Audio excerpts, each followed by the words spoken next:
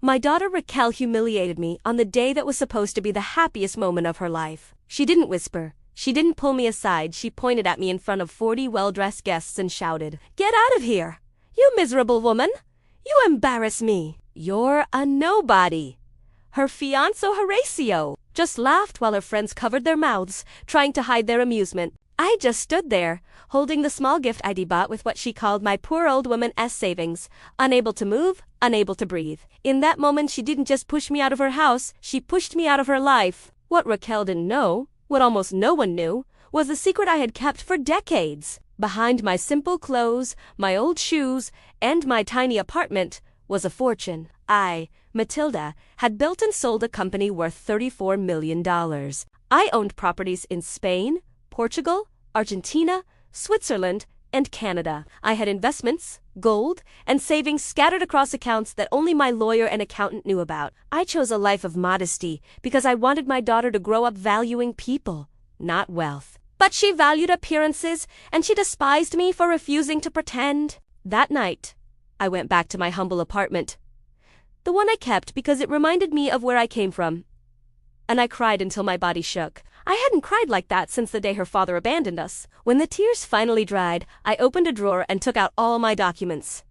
Property deeds, stock portfolios, bank certificates, and the contract for the multi-million-dollar sale of my company. I stared at the papers and whispered to myself, "Enough?"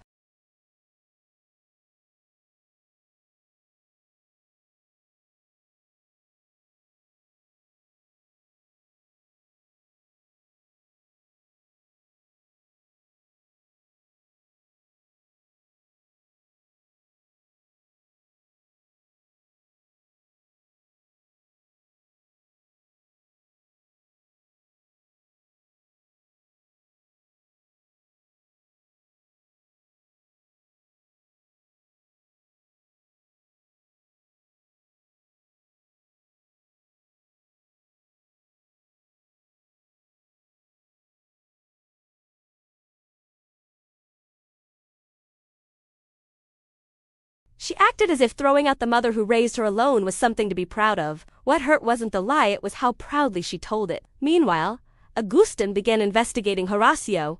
What he found was far worse than we expected. Horacio's company was bankrupt. He was drowning in debt, had unpaid taxes, and was secretly planning to use Raquel's supposed inheritance to save himself. He didn't love her. He saw her as a financial life raft. While he was parading around as the ideal fiancés, Agustin discovered he was cheating with a coworker, promising he would marry her once Raquel's mother died or gave him access to money. To test my daughter's heart one last time, I had a social worker call her about a fabricated inheritance matter for me. Raquel's response was cold.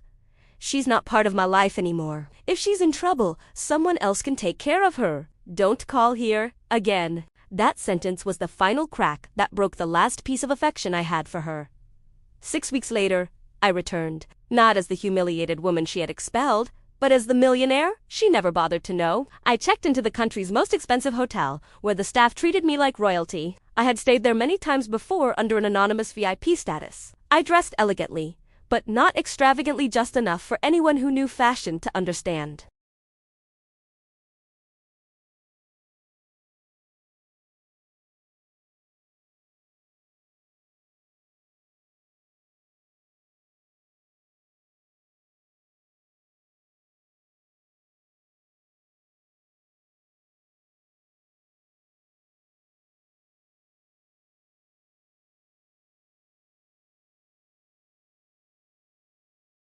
Could you let Raquel know her embarrassing mother is back? I'd appreciate it. By then, the city was buzzing. Curiosity spreads fast.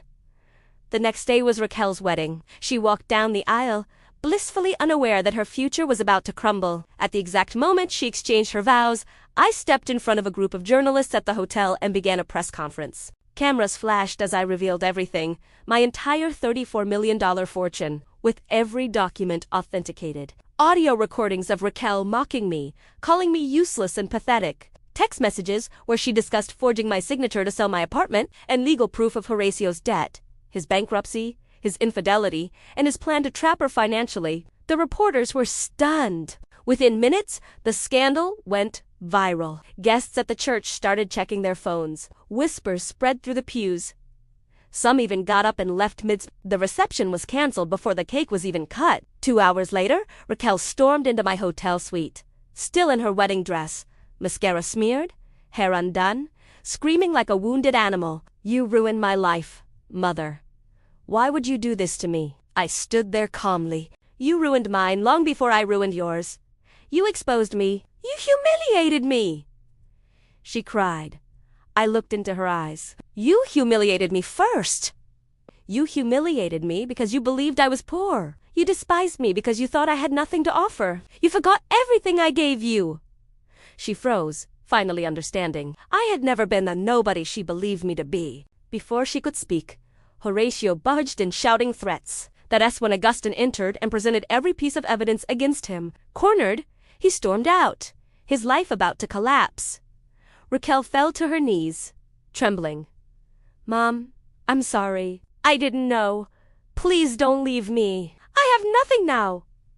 I didn't bend." "You're sorry because you lost your illusion, not because you hurt me." She begged for forgiveness, but forgiveness doesn't rebuild trust. It doesn't erase cruelty, and it certainly doesn't erase ingratitude. I helped her annul the marriage and protected her from Horatio Estrapsby because she is still my daughter. But I did not return to her life. Some wounds need distance to stop bleeding. I went back to my quiet chalet in Switzerland, sat on my terrace overlooking the lake, and felt something I hadn't felt in years. Peace. Raquel wanted an elegant mother she could show off. Instead, she received a lesson. Blood makes you related. Respect makes you family. And she had thrown that away long before I walked out of her house.